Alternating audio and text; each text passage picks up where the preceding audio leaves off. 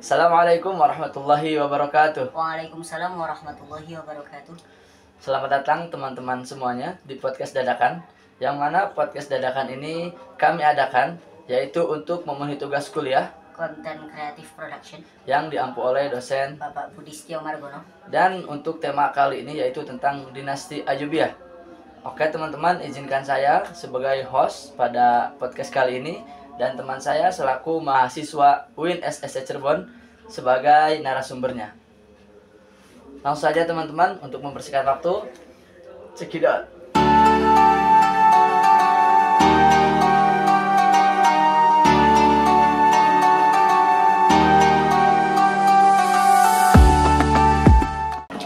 Langsung saja ke pertanyaan pertama, Mas Farhan. Bagaimana terjadinya atau asal usulnya berdirinya dinasti Ayyubiyah tersebut? Jadi berdirinya dinasti Ayyubiyah itu setelah selesainya dinasti Fatimiyah, yaitu setelah runtuhnya dinasti Fatimiyah, yaitu pada Sultan terakhir Al-Adid pada tahun 1171 Masehi. Ada uniknya ini, Mas. Apa nih, Mas Farhan? Uniknya, dinasti Fatimiyah itu dia berdiri sendiri. Sedangkan ketika sudah berubah menjadi dinasti Ayyubiyah, dia masih di bawah naungan dinasti Abbasiyah. Masih nginduk ke pusat. Kemudian kalau dinasti Fatimiyah ini alirannya bermadhab Syiah, sedangkan dinasti Ayyubiyah ini nanti bermadhab Sunni. Ini menjadi perbedaan signifikan nanti di pemerintahannya. Jadi kayak banting setir begitu ya Mas ya? Dari tadinya Syiah Fatimiyah, kemudian ke Sunni. Karena beda raja, beda pemerintahan begitu. Beda aliran keagamaan juga. Tapi selain itu juga, selain ada dinasti Abbasiyah pada zaman itu, dinasti Ayyubiyah juga masih ada dinasti Seljuk. Saat itu masih berdiri juga dinasti Seljuk. Jika kita berbicara tentang dinasti Ayyubiyah, pasti kita tidak bisa lepas dengan yang namanya Salahuddin Al-Ayyubi. Nah, sebenarnya siapakah Salahuddin Al-Ayyubi tersebut? Salahuddin Al-Ayyubi ini merupakan seseorang dari suku Kurdi yang lahir pada tahun 1138. Dia merupakan putra dari Najmuddin bin Ayyub. Terus dia murni bukan keturunan Arab. Dia merupakan orang dari Azerbaijan. Kemudian awal karirnya dia sebagai kepala tentara dari dinasti Fatimiyah. Selama 5 tahun dia berjuang sebagai kepala tentara. Dia menghadapi berbagai pemberontakan melawan dinasti Fatimiyah dan juga melawan ancaman-ancaman dari tentara salib untuk melindungi harga diri umat Islam. Kemudian setelah 5 tahun perjuangannya, akhirnya perjuangannya ini pun diakui oleh dinasti Fatimiyah. Dia diangkat sebagai wazir atau gubernur dari dinasti Fatimiyah di bawah kepemimpinan dari Perdana Menteri Syawal. Ternyata setelah berjalan beberapa tahun pemerintahan ini, Perdana Menteri Syawal itu berkhianat. Dia bekerja sama dengan panglima perang dari dinasti Salib untuk menjatuhkan kekuasaan Al-Adid tadi. Karena ngebet kan pengen jadi raja si Syawal ini. Kemudian karena kondisi Mesir sudah tidak kondusif, akhirnya Salahuddin Al-Ayyubi ini pun kembali lagi ke selepas tadi Salahuddin Al-Ayyubi ini di bawah dari Perdana Menteri Syawal. Ketahui bahwa Perdana Menteri Syawal ini berkhianat. Terus Salahuddin Al-Ayyubi dan pamannya Asaduddin Syirkuh ini dikirim untuk melawan Syawal ini dan juga sekutunya, koleganya yang bernama Al-Mauri itu, panglima tentara salib. Mereka berhasil mengalahkan itu Perdana Menteri Syawal ini. Kemudian oleh Khalifah Al-Adid, paman dari Salahuddin Al-Ayyubi yang bernama Asaduddin Syirkuh ini diangkat sebagai Perdana Menteri dari dinasti Fatimiyah. Tapi tidak berselang lama, hanya 2 bulan, Asaduddin Syirkuh ini meninggal. Ini kali pertama dinasti Ayyubiyah ini dipercaya oleh dinasti Fatimiyah sebagai Perdana Menteri. Setelah itu, setelah Asaduddin Syirkuh ini meninggal, digantikan oleh ponakannya Salahuddin Al-Ayyubi. selang beberapa waktu Khalifah Al-Adid ini pun meninggal. Kemudian berakhirlah di situ dinasti Fatimiyah. Inilah dinasti Ayyubiyah. Berarti setelah Al-Adid meninggal, diangkatlah Salahuddin Ayyubi sebagai raja khalifah di dinasti tersebut. Dan berganti dari tadinya dinasti Fatimiyah yang bermadhabkan Syiah, berganti menjadi dinasti Al-Ayyubiyah bermadhabkan Sunni. Baik, selanjutnya, selama dinasti Ayyubiyah berjalan ini, apa sebenarnya perkembangan atau prestasi yang sudah dicapai oleh dinasti Ayyubiyah tersebut? Ya, salah satunya perkembangannya ada di bidang pendidikan. Nah, pada saat itu kan universitas terbesar pada zaman itu Al-Azhar. Itu didirikan oleh dinasti Fatimiyah. Nah, ini dikembangkan lagi oleh dinasti Ayyubiyah dan dirubah juga, dirombak. Yang dulunya belajar tentang madhab Syiah.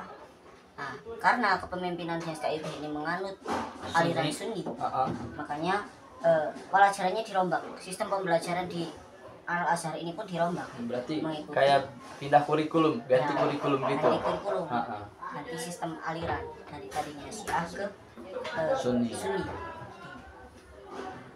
Terus itu salah satu perkembangan di bidang pendidikan. Terus kalau di bidang perdagangan, Salahuddin Al-Ayyubi ini menggalakkan perdagangan di Timur Tengah dan juga Laut Hindia, Samudra Hindia. Ini menggalakkan perdagangan di situ untuk menunjang sektor ekonomi di Mesir. Gitu.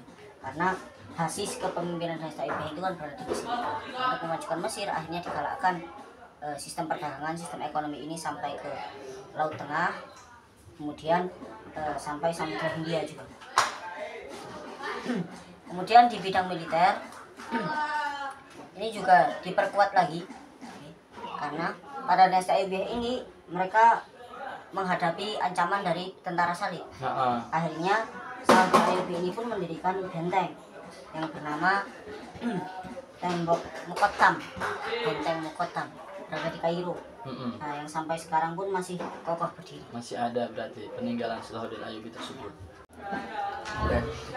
Tadi kita sudah membahas tentang perkembangan atau prestasi yang sudah didapatkan oleh dinasti Al-Ayyubiyah tersebut. Nah, sebenarnya bagaimana sih manajemen yang dilakukan oleh pemerintahan Al-Ayyubiyah tersebut? Nah, ya, manajemen dalam pemerintahan dinasti Ayyubiyah salah satunya yaitu dengan mendirikan madrasah-madrasah yang bermadhab Syafi'i dan Maliki. Itu salah satunya. Jadi fokus di bidang pendidikan. Kemudian yang kedua yaitu mengganti kadi-kadi atau hakim-hakim yang aliran Syiah menjadi kadi-kadi atau hakim-hakim yang beraliran Sunni, mencocoki aliran yang berlaku pada dinasti Ayyubiyah. Kemudian mengganti pegawai pemerintahan yang korupsi, karena korupsi ini akan menggerogoti pemerintahan, akan menghancurkan pemerintahan itu sendiri. Maka Sultan Salahuddin Ayyubi ini pun mengganti para pegawainya yang korupsi. Jadi emang bukan sekarang doang korupsi itu ya? Iya, dari zaman dulu juga. Korupsi itu ternyata ada. Virus pemerintahan itu ya. Nah, selain pegawai pemerintahan yang korupsi, juga pegawai pemerintahan yang masih ada sangkut pautnya, masih ada hubungannya dengan para penjahat dan perampok, disterilkan supaya pemerintahan benar-benar bersih, pemerintahan benar-benar bekerja untuk rakyat, untuk kesejahteraan. Setelah kita tadi membahas seluk-beluk atau asal-usulnya dinasti Ayyubiyah, terus kita juga membahas perkembangan, juga membahas manajemen. Ya. Saya ini masih penasaran, kok bisa sehebat dinasti Ayyubiyah tetap juga mendapatkan keruntuhannya. Ya. Nah, apa sih yang menjadi penyebab keruntuhan dinasti Ayyubiyah tersebut? Ya, kita membahas tentang sebuah kerajaan, sebuah dinasti. Pastinya sebuah kerajaan itu kan kepemimpinannya berubah secara waris, gitu kan. Nah, perubahan secara waris ini tidak luput dari adanya perebutan kekuasaan. Hampir setiap kerajaan itu runtuhnya karena perselisihan atau perebutan kekuasaan Keluarga. Nah, begitu juga dengan yang terjadi pada dinasti Ayyubiyah. Pada saat itu dinasti Ayyubiyah sudah terpecah menjadi kerajaan di Mesir dan juga di Damaskus. Oh, dua. Ya, dua. Setelah menjadi dua kerajaan itu, mereka pun saling memperebutkan wilayah Syam. Palestina. Ya, Palestina. Nah, akibat perebutan ini pun akan ada celah di situ. Ada celah di situ, akhirnya Syam ini berhasil direbut oleh tentara salib. Malah sama orang salib. Karena mereka berselisih terus kan nggak dapat. Malah yang dapat ini tentara salib. Orang lain. Ya. Sampai akhirnya Yerusalem pun bisa dikembalikan lagi ke tangan umat Islam pada zaman Khawaris. Ini juga masih dinasti Ayyubiyah. Dan akhir keruntuhan dinasti Ayyubiyah itu pada zaman Khalifah Sholih. Karena pada saat ini pada badan pemerintahan dinasti Ayyubiyah ini sudah menyusup orang-orang Mamluk, orang-orang budak di sistem pemerintahan. Mereka sudah menduduki jabatan-jabatan penting di pemerintahan. Sampai istri dari Khalifah Sholih ini pun merupakan Mamluk, budak. Nah, kemudian meninggalnya Sultan As-Sholih ini menjadi pertanda berakhirnya dinasti Ayyubiyah. Ganti jadi ke dinasti Mamluk. Ya, karena setelah meninggalnya Sultan As-Sholih ini langsung digantikan oleh istrinya.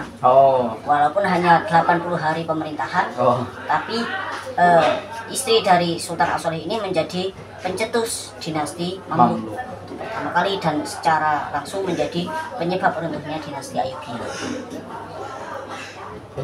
Alhamdulillah kita sudah di penghujung podcast dadakan. Ya. Mudah-mudahan apa yang kita bahas hari ini dapat bermanfaat untuk kita semua.